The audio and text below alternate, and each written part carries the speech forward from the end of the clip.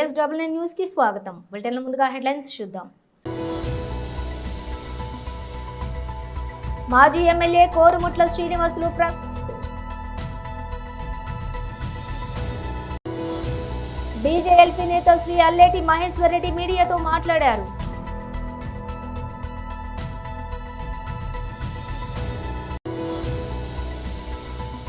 తెలంగాణ భవన్లో బీఆర్ఎస్ నాయకుల press meet.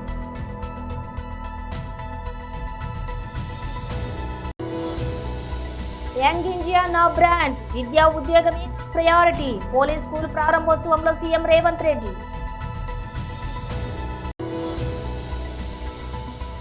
Sai Sudharsan సంచలనం, ఐపీఎల్లో రికార్డులు తిరగరాసిన యువకటం.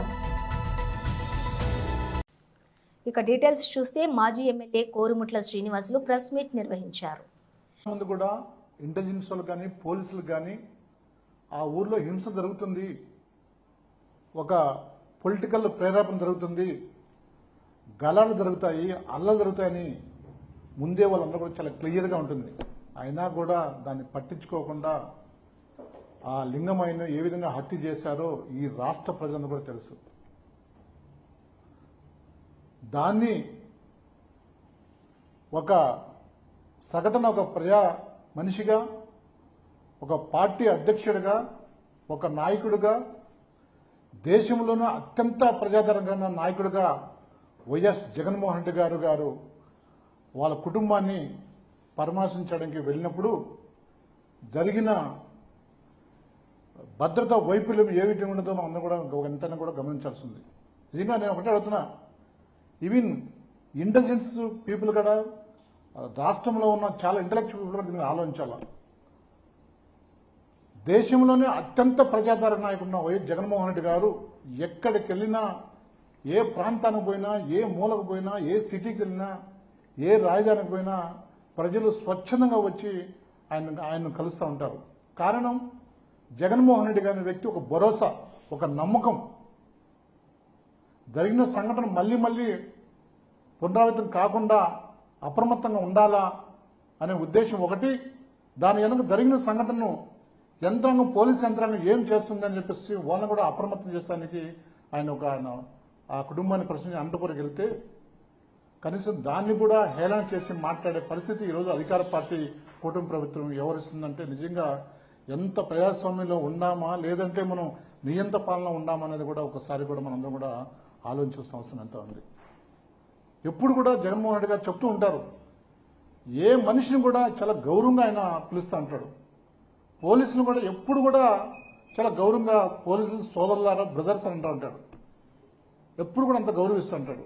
కానీ కొంతమంది అధికార పార్టీ నాయకులు చట్టాన్ని చుట్టంగా చేసుకొని అధికార పార్టీ వాళ్ళకు పనులు చేస్తూ వాళ్ళు తొత్తులుగా ఎవరిస్తున్న వారిని ఎంతైనా ప్రశ్నించాల్సిన అవసరం ఎంతైనా ఉంది. అందులో భాగంగానే నిన్న జరిగిన సంఘటన ఒక సబ్ ఇన్స్పెక్టర్ గారిని ఆయన కోట్ చేయడం జరిగింది.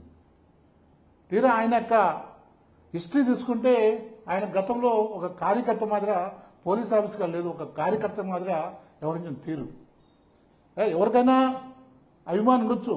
అటప్పుడు నీ యొక్క ఏదైతే నీకు రాజ్యాంగం ఇచ్చిన పదవి ఏదైతే ఉందో దాన్ని రాజీనామా చేసి పక్కన పెట్టి నువ్వు పార్టీ సభ్యులను చేరు. కానీ నువ్వు ఒక చేరు ఈ విధంగా నువ్వు ఒక పార్టీకి తొత్తులో వ్యవహరించడం ఇది మంచి పరిమాణం కాదు. బహుశా దాదాపు కూటమి ప్రభుత్వం వచ్చిన తర్వాత అనేకమైన సంఘటనలు, ఈరోజు అధికార పార్టీకి చాలా వరకు కూడా ఎక్కడ వాళ్ళకి బలం లేదు లోకల్ బాడీలో. అయినప్పుడు కూడా మీరు రకరకాల ప్రభావాలు పెట్టి భయపెడించి విధ్వంసం చేసి దౌర్జన్యాలు చేసి ప్రాంతాల్లో బీజేఎల్పీ నేత శ్రీ అల్లేటి మహేశ్వర్ రెడ్డి మీడియాతో మాట్లాడారు. కేవలం మన పదవి కాపాడుకోవడం కోసం మాట్లాడినట్టుగా రాహుల్ గాంధీ మెప్పు కోసం ఏదో మాట్లాడాలి కాబట్టి ఒక విమర్శ చేయాలన్నట్టుగా విమర్శ చేస్తూ ఉన్నారు. కానీ నిజంగా రేవంత్ రెడ్డి మాటలు ఒక బుడ్డర్ ఖాన్ మాటలు లెక్క, ఒక బుడ్డర్ ఖాన్ని తలపిస్తున్నట్టుగా మాట్లాడుతున్నాడు. తెలంగాణలో ఆయన పదవి కాపాడుకోవడానికి ఈరోజు ఉన్నటువంటి పరిస్థితిని గమనించి ఏదో ఒక రకంగా తన పదవికి ఉన్నటువంటి గండాన్ని తప్పించుకోవడానికి రాహుల్ గాంధీ పాదాల దగ్గర తెలంగాణ ఆత్మగౌరవాన్ని తాకట్టు పెట్టినటువంటి రేవంత్ రెడ్డి ఈరోజు ఏ ముఖం పెట్టుకొని మాట్లాడుతున్నాడో అడుగుతున్నాం. ఈరోజు ముఖ్యమంత్రి లేకుండా సెక్రటేరియట్లో మంత్రులను అధికారులను సమీక్ష చేసినటువంటి రాహుల్ గాంధీ దూతన ఒక రాజ్యాంగేతర శక్తిగానా ఈరోజు మీనాక్షి నటరాజన్ ఎప్పుడైతే సెక్రటేరియట్లోకి ఎంటర్ అయిందో ఆ రోజే రేవంత్ రెడ్డి ఒక అసమర్థుడిగా, రేవంత్ రెడ్డి ఒక డమ్మీ ముఖ్యమంత్రిగా మిగిలిపోయినట్టుగా స్పష్టమవుతున్నది. ఎప్పుడైతే ముఖ్యమంత్రి లేకుండా ఒక అజాత వ్యక్తి సెక్రటేరియట్ సాక్షిగా రివ్యూ చేయడం అంటే గతంలో ఎన్నడూ చూడలేదు. ఇలాంటి సందర్భాలు ఏ రోజు కానరాలేదు. ఇది ప్రజాస్వామ్యంలో ఒకవైపు వారే చెప్తా ఉన్నారు, జై బాబు, జై భీమ్, జై సంవిధాన్ అని. అంటే సంవిధానం పరిరక్షించుకోవాలని రాజ్యాంగ పుస్తకాలని చేతిలో పట్టుకుని తిరగడం కాదు. రాజ్యాంగాన్ని పరిరక్షించాలంటే మీరు రాజ్యాంగాన్ని గౌరవించాలి. అలాంటి రాజ్యాంగేతర శక్తిని తీసుకొచ్చి సెక్రటేరియట్లో కూర్చోబెట్టి మంత్రులను అధికారులను మీరు సమీక్ష చేసి ఆదేశాలు ఇవ్వడం ఇదేనా ప్రజాస్వామ్యం? ఇదేనా మీ రాజ్యాంగానికి ఇచ్చే గౌరవం అని చెప్పి అడుగుతున్నా.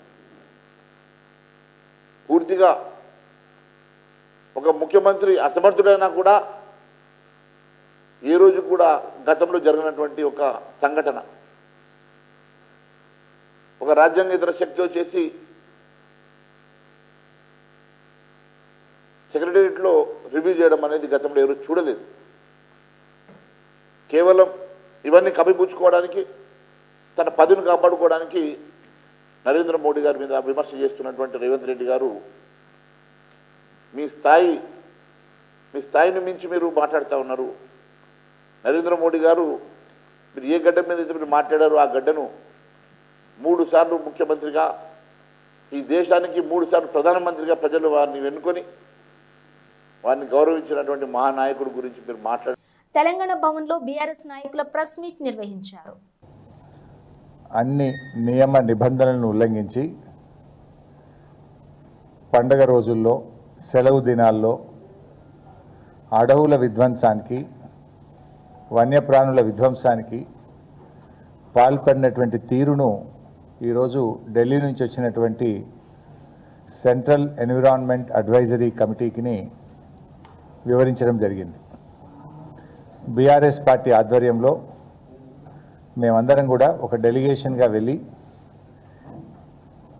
ఈ రాష్ట్రంలో ఏ రకంగా అడవుల విధ్వంసం జరుగుతూ ఉంది, వన్యప్రాణుల పట్ల ఎంత దారుణంగా ఈ రాష్ట్ర ప్రభుత్వం వ్యవహరిస్తూ ఉందనేటువంటి విషయాల్ని డీటెయిల్డ్గా కమిటీకి అన్ని డాక్యుమెంట్లతో, ఆధారాలతో 11 పేజీల రిప్రజెంటేషన్ ఇవ్వడం జరిగింది. దాదాపు 200 పేజీల డాక్యుమెంట్స్ అన్నీ కూడా వారికి సబ్మిట్ చేయడం జరిగింది. కమిటీ కొన్ని క్వశ్చన్స్ కూడా మమ్మల్ని వేశారు. వాటన్నిటికీ కూడా మేము ఆన్సర్స్ ఇచ్చాం. కొన్ని డాక్యుమెంట్స్ కూడా వారికి ఇవ్వడం జరిగింది.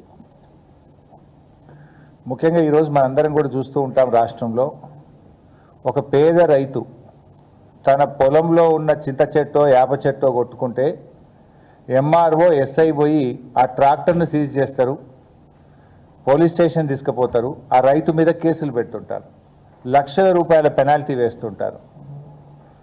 మరి ఇక్కడ వేలాది చెట్లు వందలాది ఎకరాల్లో నరుకుతూ ఉంటే ఏం చేస్తున్నట్టు, రెవెన్యూ వ్యవస్థ ఏం చేస్తున్నట్టు, ఫారెస్ట్ డిపార్ట్మెంట్ ఏం చేస్తున్నట్టు, ఎందుకు కళ్ళు మూసుకున్నారు?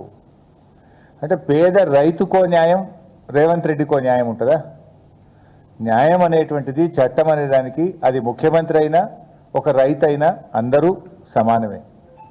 ఇప్పుడు మనందరం కూడా చూస్తాం, మన హైదరాబాద్లో జూబ్లీ హిల్స్లో కావచ్చు, బంజారా హిల్స్లో కావచ్చు, హైదరాబాద్ నగరంలో ఎవరైనా ఇల్లు కట్టాలంటే మన వాల్తా చట్టం ఏం చెప్తుందంటే, వాల్తా చట్టం ప్రకారంగా వాళ్ళు ఆన్లైన్లో డిపార్ట్మెంటుకు గ్రామీణ ప్రాంతాలైతే 50 రూపాయలు, పట్టణ ప్రాంతం అయితే 100 రూపాయల ఛాలెంజ్ కట్టి నేను ఇల్లు కట్టాలనుకుంటున్నా, ఈ చెట్టు కొట్టాల్సిన అవసరం ఉందని దరఖాస్తు చేయాలి. ఆ దరఖాస్తును పరిశీలించిన తర్వాత కమిటీ ఒక్కొక్క చెట్టుకు 450 రూపాయలు డిపాజిట్ చేయమని చెప్తుంది. అదేవిధంగా ఒక చెట్టు కొడితే 2 చెట్లు పెంచాలనే నిబంధన ఉంటుంది. సో దాన్ని ఆ కమిటీ రికమెండ్ చేసిన తర్వాత 450 రూపాయలు ఫారెస్ట్ డిపార్ట్మెంట్ కట్టిన తర్వాత అనుమతి ఇచ్చిన తర్వాత చెట్టు కొట్టాలి. కానీ ఇక్కడ దరఖాస్తే పెట్టలేదు. ఇక్కడ ఎక్కడ కూడా అటవీ శాఖకు అనుమతి కూడా కోసం దరఖాస్తు కూడా పెట్టలేదు. చట్టం ఏం చెప్తుందంటే అటవీ భూముల్లో చెట్టు కొట్టడం కాదు, నీ సొంత పట్టా భూమిలోనైనా నీ హౌస్ సైట్లోనైనా ఎక్కడ చెట్టు కొట్టినా డిపార్ట్మెంట్ యొక్క అనుమతి తీసుకోవాలని చెప్పి మన చట్టం చెప్తుంది. అందుకే మేము చాలా సందర్భాల్లో ఎమ్మెల్యేలుగా మేము కూడా చూస్తుంటాం. మా దగ్గర ఒక రైతు తెలవక, చట్టం మీద అవగాహన లేక ఒక చింత చెట్టో యాప చెట్టో పంట పండుతలేదు, నీడలో పంట పండలేదని చెట్టు కొడితే ఆ ట్రాక్టర్ సీజ్ చేస్తారు, పనిముట్లు సీజ్ చేస్తారు. యంగ్ ఇండియా నా బ్రాండ్, విద్యా ఉద్యోగమే నా ప్రయారిటీ. పోలీస్ స్కూల్ ప్రారంభోత్సవంలో సీఎం రేవంత్ రెడ్డి. శాసన మండలి చీఫ్ పట్నం మహేందర్ రెడ్డి గారు, స్థానిక పార్లమెంట్ సభ్యులు కొండ విశ్వేశ్వర రెడ్డి గారు, స్థానిక శాసనసభ్యులు మిత్రులు ప్రకాష్ గౌడ్ గారు, చేవెళ్ళ శాసనసభ్యులు యాదయ్య గారు, శాసనసభ్యులు నాగరాజ్ గారు, శాసనసభ్యులు కుంభం అనిల్ రెడ్డి గారు, రాష్ట్ర DGP Jitender garu, Hyderabad police commissioner, ఈ young India police academy police school incharge C V Anand garu, Stephen Ravindra గారు, ఇతర పోలీసు ఉన్నతాధికారులు, పోలీసు కుటుంబ సభ్యులందరికీ కూడా నా శుభాకాంక్షలు తెలియజేస్తున్నా. హోంగార్డ్ నుంచి డీజీపీ వరకు కాకి డ్రెస్ వేసుకునే ప్రతి పోలీసులకు ఈ యంగ్ ఇండియా పోలీస్ స్కూల్ అనేది అత్యంత ముఖ్యమైనది. తల్లిదండ్రులుగా మీరు మీ విధి నిర్వహణలో కుటుంబానికి సమయం ఇవ్వలేక మీ పిల్లల చదువుల మీద సరైన దృష్టి సారించకపోవడము, మీ పిల్లలు బాగా చదువుకుంటున్నా వాళ్ళు చదువుకుంటున్నారో లేదో అనే ఆందోళనతో పోలీస్ సిబ్బంది, అది హోంగార్డ్ కావచ్చు, వివిధ హోదాలలో ఉన్న పోలీస్ శాఖ సిబ్బంది తల్లిదండ్రుల యొక్క ఆలోచన, వాళ్ళ ఆవేదన ఇది. పోలీస్ కుటుంబాలతో, పోలీస్ శాఖతో నాకు అత్యంత అనుబంధము. ఆ శాఖలో ఉండే సిబ్బంది యొక్క ఆలోచన విధానము నాకు ఒక స్పష్టమైన అవగాహన ఉన్నది. ఎన్నికల సందర్భంలోనే ఎలక్షన్ మేనిఫెస్టోలో నేను ఈ విషయాన్ని పొందుపరచడం జరిగింది. అప్పుడు పోలీస్ శాఖ సిబ్బంది కానీ రాజకీయ నాయకులు కానీ దీని మీద ఎవరు ప్రత్యేకంగా దృష్టి పెట్టలేదు. ఎందుకంటే ఎన్నికల్లో ఇచ్చే హామీలకు ఎన్నికల తర్వాత ఫలితాలు వచ్చిన తర్వాత పెద్దగా ప్రాధాన్యత ఉండదు అన్న ఆలోచన ఉందేమో, అందుకే ఎవరు దీని మీద పెద్దగా దృష్టి పెట్టలే. కానీ దేశ స్వతంత్రం వచ్చిన తర్వాత మొట్టమొదటి ప్రధానమంత్రి పండిత్ జవహర్లాల్ నెహ్రూ గారు ఈ దేశం యొక్క సమస్యను, భవిష్యత్ తరాల యొక్క అవసరాలను గుర్తించి ఆనాడు పండిత్ జవహర్లాల్ నెహ్రూ గారు బిజిలీ, పానీ, సడక్, ఈ దేశం యొక్క మౌలిక స్వరూపం మారాలి అనంటే విద్యుత్తు ఉండాలి. సిద్దిపేట జిల్లా బొంపల్లి అక్బర్పేట మండలం కాజీపూర్ గ్రామ ముదిరాజు మత్స్యకారుల పైన గ్రామస్తులు బీడీసీ పేరుతో గత 30 సంవత్సరాలుగా దౌర్జన్యం చేస్తూ చేపలు పట్టకుండా అడ్డుకుంటున్న గ్రామస్తులపైన అధికారులు చర్యలు తీసుకోవాలని ముదిరాజ్ హక్కుల సాధన సమితి రాష్ట్ర అధ్యక్షులు ముదిరాజ్ జేఏసీ రాష్ట్ర ఉపాధ్యక్షులు జంగిటి శ్రీనివాస్ ముదిరాజ్ డిమాండ్ చేశారు. ఖాజీపూర్కు చెందిన కొంతమంది రాజకీయ నాయకులు ముదిరాజ్ మత్స్యకారులను గ్రామ బహిష్కరణకు గురి. తెలంగాణ ముదిరాజ్ హక్కుల సాధన సమితి ఆధ్వర్యంలో, మరి అదేవిధంగా ముదిరాజ్ సంఘాల జేఏసీ ఆధ్వర్యంలో మరి సిద్దిపేట జిల్లా కలెక్టర్ గారిని కలవడం జరిగింది. విషయం ఏమిటంటే, మరి గతంలో సిద్దిపేట జిల్లా కేంద్రంలో ఉన్నటువంటి దుబ్బాక కాన్స్టిట్యున్సీకి సంబంధించి భూంపల్లి మండలం కాజీపూర్ గ్రామంలో ఉన్నటువంటి ముదిరాల బహిష్కరణ సమస్య మీద గతంలో అనేక కార్యక్రమాలు చేసినటువంటి పరిస్థితి. ఆ గ్రామంలో పూర్తి హక్కులు ముదిరాలకు ఉన్నప్పటికీ చెరువు కుంటల మీద గ్రామస్తులు మరి నిర్దాక్షిణ్యంగా ముదిరాలు చేపలు పట్టుకోకుండా వారిని భయభ్రాంతులకు గురి చేస్తున్నటువంటి పరిస్థితి. అక్కడ ముదిరాల సంఖ్య తక్కువ ఉండొచ్చు, కానీ ఈ రాష్ట్రంలో ముదిరాలు అనుకుంటే ఏమైతుందో గతంలో కూడా ఈ ముదిరాలు ఈ రాష్ట్ర ప్రభుత్వానికి హెచ్చరిక చేసిర్రు. ప్రభుత్వాలను కూలబెట్టిన చరిత్ర మరి ఈ రాష్ట్రంలో ముదిరాలకు ఉంది. ఈ జిల్లాలో ఒకవేళ గవర్నమెంట్ అధికారులు కూడా నిమ్మకు నీరెత్తనట్టుగా వహిస్తే కూడా మరి మేము చలో కలెక్టరేట్ పిలుపునిస్తాం. అవసరమైతే ఈ జిల్లాలో ఉన్నటువంటి 379 సొసైటీలలో ఉన్నటువంటి 33,000 మంది మత్స్యకారులతోటి మరి చలో కలెక్టర్ పిలుపునిచ్చి ఎక్కడికక్కడ రోడ్ల మీద రాస్తారోకోలు చేస్తాం, నిర్బంధాలు చేస్తామని చెప్పేసి హెచ్చరిక చేస్తా ఉన్నాం. ఇంకొకటి, గ్రామంలో ఉన్నటువంటి ఇతర కులస్తులు ఏ కులమైనా ఒకటే, మేమందరినీ గౌరవిస్తా ఉన్నాం, ఎవరిని కూడా విస్మరించడం లేదు. ఎవరి కులానికి సంబంధించిన కుల వృత్తి మరి వారికి ఉంటుంది. అయ్యా మేము ఏమంటున్నామంటే ఇలా ముదిరాయలకు చెట్ల మీద, చెరువుల మీద, కుంటల మీద మాకు హక్కు ఉంటుంది. అందులో ఉన్నటువంటి భూములు మేము లాక్కోవడం లేదు. అందులో నీళ్లు ఉన్న రోజులు ఆ చేపలు ముదిరాలకు చెందుతాయి, మత్స్యకారులకు చెందుతాయి అని మా గౌరవప్రదమైనటువంటి హక్కును మేము అడుగుతూ ఉంటే ఇలా గ్రామస్తులు ముదిరాలకు కాకుండా దీన్ని విస్మరిస్తూ ఉన్నటువంటి పరిస్థితి. అవసరమైతే మరి వేలాది సంఖ్యలో చలో కాజీపూర్ పిలుపునిచ్చి అక్కడ ఉన్నటువంటి చెరువు కుంటలలో ఉన్నటువంటి చేపలను కూడా పట్టి ముదిరాలకు ఇచ్చి ముదిరాల అభ్యున్నతి కోసం ముదిరాల హక్కుల సాధన సమితి పాటుపడుతుందని తెలియజేస్తా ఉన్నాం.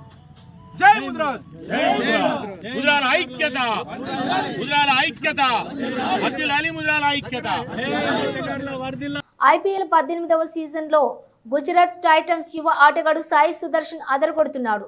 నిన్న రాజస్థాన్ రాయల్స్తో జరిగిన మ్యాచ్లో ఓపెనర్గా బరిలోకి దిగిన సుదర్శన్ అద్భుత ఇన్నింగ్స్ ఆడాడు.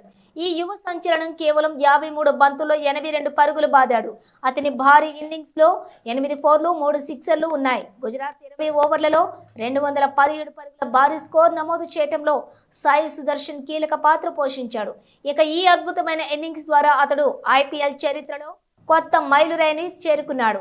IPLలో 30 ఇన్నింగ్స్లో తర్వాత 1307 రన్స్ చేసి రెండో అత్యధిక పరుగులు చేసిన ఆటగాడిగా నిలిచాడు.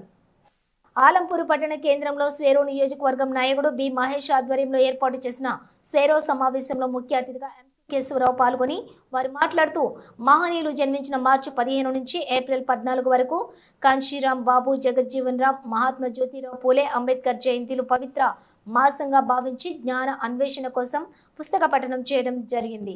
మహనీయుల చరిత్ర, మనం అనుకున్న లక్ష్య సాధన లాంటి మహోన్నత ఆశయాలు, జ్ఞాన దీక్షలు సాధించిన విజయాలు, మరెన్నో గొప్ప గొప్ప కార్యక్రమాలు చేయడం జరిగింది. ఇలాంటి మరెన్నో విషయాలు చర్చించుకుందాం రండి. 15వ తారీఖున కాంశీరామ్ గారి జయంతి సందర్భంగా ప్రారంభమై బాబాసాహెబ్ అంబేద్కర్ యొక్క జన్మదిన సందర్భంగా ఏప్రిల్ 14న ముగింపు ఉంటుంది. ఈ భీమ్ దీక్ష ఎందుకు చేస్తామనే విషయం మనందరికీ తెలుసు. స్వేరోయిజం యొక్క లక్ష్యం అక్షరం, ఆరోగ్యం, ఆర్థికం, అధికారం. ఈ లక్ష్యంతో మహనీయులు జన్మించినటువంటి ఈ జన్మదినాన ఈ మహనీయుల మాసాలుగా అంటే మార్చి 15 నుంచి ఏప్రిల్ 14 వరకు పుట్టినటువంటి మహనీయులను స్మరించుకుంటూ వాళ్ళు ఇచ్చినటువంటి జ్ఞానాన్ని పెంపొందించుకుంటూ జ్ఞానానికి అవతల ఉన్నటువంటి జాతులను చైతన్యం చేయడానికి డాక్టర్ RS ప్రవీణ్ కుమార్ గారు జ్ఞాన యోధుడు ఈరోజు స్వేరో బిడ్డలందరినీ కూడా జ్ఞానం వైపు నడిపిస్తూ, ఆరోగ్యం వైపు నడిపిస్తూ, ఆర్థికం వైపు నడిపిస్తూ చివరికి అధికారమే లక్ష్యంగా పనిచేసినటువంటి RS ప్రవీణ్ కుమార్ గారు స్థాపించిన స్వేరోయిజంలో ముఖ్యమైనటువంటి ఏదైనా ఉందంటే అది భీమ్ దీక్ష మాత్రమే. ఈ పవిత్ర భీమ్ దీక్ష సందర్భంగా రేపు 13వ తారీఖున తాళకొండపల్లి రంగారెడ్డి జిల్లాలో భారీ ఎత్తున బహిరంగ సభ ఉంది. ఈ సభ రోజు భయ నిర్మూలన అనేటువంటిది జరుగుతుంది. కాబట్టి భయాన్ని మనలో పారదోలుదాం. స్వేరోయిజాన్ని, మహనీయుల ఆశయాలని, భయాన్ని మనం పారదోలుకునే విధంగా స్వేరోయిజం చేపట్టినటువంటి భీమ్ దీక్షకు ఆలంపూర్ నియోజకవర్గంలో ఉన్నటువంటి స్వేరో బిడ్డలు, స్వేరోల తల్లిదండ్రులు, ప్రతి కులం, మతం అందరూ కూడా తప్పనిసరిగా వచ్చి జ్ఞానాన్ని నింపుకోవాలని, భయాన్ని పారదోలుకోవాలని తెలియజేస్తూ జై భీమ్, జై భారత్, జై స్వేరోస్. రిజిస్ట్రేషన్ కార్యాలయంలో స్లాట్ బుకింగ్ ద్వారా రిజిస్ట్రేషన్ ప్రక్రియను రాష్ట్ర ప్రభుత్వం ప్రారంభించింది. పైలట్ ప్రాజెక్టు కింద పెద్దపల్లి జిల్లా రామగుండం సబ్ రిజిస్ట్రార్ కార్యాలయంలో ఈ రోజు రిజిస్ట్రేషన్లు నిర్వహిస్తూ ఉన్నారు. రోజుకు 48 స్లాట్ బుకింగ్ అందుబాటులో ఉంచనున్నారు. దీంతో రిజిస్ట్రేషన్ ప్రక్రియ వేగవంతం కానుంది. గతంలో రిజిస్ట్రేషన్లు చేసుకోవాలంటే రోజుల తరబడి తిరగాల్సి వచ్చేదని స్లాట్ బుకింగ్ ద్వారా తమకు వెసులుబాటు కలిగిందని ప్రజలు తెలియజేస్తున్నారు. స్లాట్ బుకింగ్ ద్వారా రిజిస్ట్రేషన్ ప్రక్రియ వేగవంతం కావడంతో పాటుగా ప్రజలకు త్వరితగతిన సేవలు అందుతాయని రామగుండం సబ్ రిజిస్ట్రార్ బాలకృష్ణ తెలిపారు. ప్రభుత్వం కల్పించిన ఈ సదుపాయాన్ని ప్రజలు సద్వినియోగం చేసుకోవాలని ఆయన కోరారు.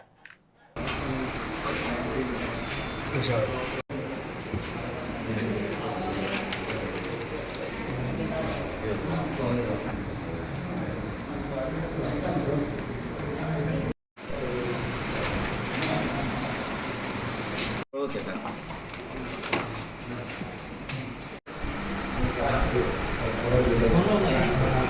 అదే పెట్టుకుంటాను.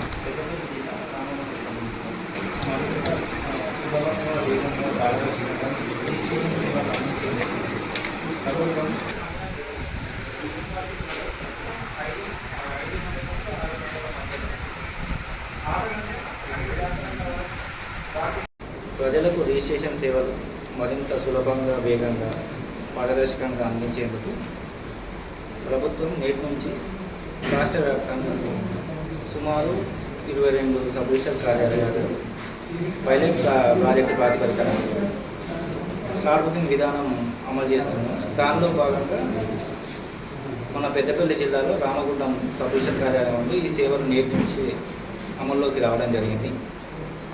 దీనివల్ల గతంలో ప్రజలు గంటల తరబడి సబ్ రిజిస్టర్ కార్యాలయం ముందు వేచి చూసేవారు తమ రిజిస్ట్రేషన్ కోసం. ప్రస్తుతం ఈ స్లాట్ బుకింగ్ విధానంలో ప్రజలకు నిర్ణీత సమయం వాళ్ళకు స్లాట్ కేటాయించబడుతుంది. దాని ప్రకారం వాళ్ళకు కేటాయించిన సమయంలో వాళ్ళు వచ్చినట్టుంటే కేవలం 10 నిమిషాల్లోనే రిజిస్ట్రేషన్ సేవలు జరిగి వాళ్ళకు అదే రోజు డాక్యుమెంట్ రిటర్న్ ఇచ్చేసి రిజిస్ట్రేషన్ పూర్తి కావడం జరుగుతుంది. మన కార్యాలయంలో రోజుకు 48 స్లాట్లు అందుబాటులో ఉంటాయి. సాయంత్రం 5 నుంచి 6 గంటల మధ్యలో ఎవరైనా ఎమర్జెన్సీ అవసరం ఉంటే అదనంగా మరో 5 డాక్యుమెంట్లకు వాకింగ్ సదుపాయం కలదు. దీన్ని రామగుండం ప్రజలు వినియోగించుకోగలరని కోరుతున్నాం. నా పేరు సుధీర్, నేను గోదావరి నుంచి వచ్చాను. ఇంతకుముందు పాత పొద్దున ఉన్నప్పుడు టైమింగ్ అది కాకుండా పొద్దున వస్తే సాయంత్రం దాకా ఉండేది. ఇప్పుడు అట్లా కాకుండా ఈ స్లాట్ పద్ధతి పెట్టడం వల్ల ఏమైందంటే మాకు టైం సేవ్ అయ్యేసి డ్యూటీ లీవ్ కూడా కరెక్ట్ టైంకి మేము పెట్టుకోవడం కానీ ఏది కానీ ఈ స్లాట్ పద్ధతి ద్వారా మాకు మంచి అదవుతుంది. ఈ స్లాట్ పద్ధతి చేయడం ప్రభుత్వం మేము చాలా ఆనందిస్తున్నాం. మాకు ఈ స్లాట్ పద్ధతిలో ఫస్ట్ టైం మాకు రావడం వల్ల మేము ఇంకా చాలా ఆనందంగా ఉన్నాం. బులెటిన్ ముగించే ముందు హెడ్లైన్స్ మరోసారి. మాజీ ఎమ్మెల్యే కోరుముట్ల శ్రీనివాసులు ప్రెస్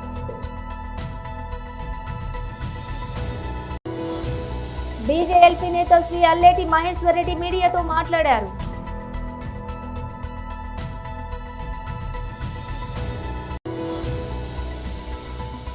తెలంగాణ భవన్లో బీఆర్ఎస్ నాయకుల ప్రెస్ మీట్.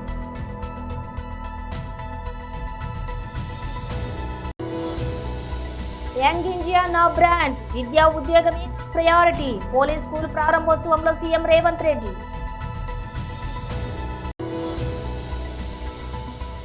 సాయి సుదర్శన్ సంచలనం, ఐపీఎల్లో రికార్డులు తిరగరాసిన యువక్రటం. ఇవి బులెటిన్ విశేషాలు. మరో బులెటిన్తో మళ్ళీ కలుద్దాం.